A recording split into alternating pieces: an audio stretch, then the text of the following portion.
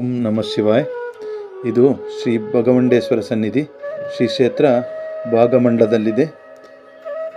ಕೊಡಗಿನ ಭಾಗಮಂಡಲ ಕ್ಷೇತ್ರ ಶ್ರೀ ಕಾವೇರಿ ಸುಜ್ಯೋತಿ ಕನ್ನಿಕೆ ತ್ರಿವೇಣಿ ಸಂಗಮದ ಸ್ಥಳದಲ್ಲಿ ನೆಲೆ ನಿಂತಿರುವಂಥ ಭಗವಂಡೇಶ್ವರ ಸನಾತನ ಹಿಂದೂ ಸಂಪ್ರದಾಯದಂತೆ ಹಿರಿಯರಿಗೆ ಮೋಕ್ಷ ನೀಡುವ ಸ್ಥಳ. ತ್ರಿವೇಣಿ ಸಂಗಮದಲ್ಲಿ ಪಿಂಡ ಪ್ರದಾನ ಮಾಡಿ, ತೀರ್ಥಸ್ನಾನ ಮಾಡಿ, ನಾಗನ ಕಟ್ಟೆಗೆ ಸುತ್ತು ಬಂದು, ಹಾಗೆ ಅಶ್ವತ್ಥ ಕಟ್ಟೆಗೆ ಪೂಜೆ ಸಲ್ಲಿಸಿ ಭಗವಂಡೇಶ್ವರನಿಗೆ ಶಾಂತಿ ಪೂಜೆ ಮಾಡಿಸಿದರೆ ತೀರಿಕೊಂಡ ಆತ್ಮಕ್ಕೆ ಮೋಕ್ಷ ಸಿಗುತ್ತದೆ ಎಂದು ವಾಡಿಕೆ. ಈ ಕ್ಷೇತ್ರದಲ್ಲಿ ಭಗವಂಡೇಶ್ವರ, ಮಹಾವಿಷ್ಣು, ಮಹಾಗಣಪತಿ, ಭಗವತಿ ಹಾಗೆ ಸುಬ್ರಹ್ಮಣ್ಯ ದೇವರು ಸಹ ದರ್ಶನ ಪಡಿಬೋದು.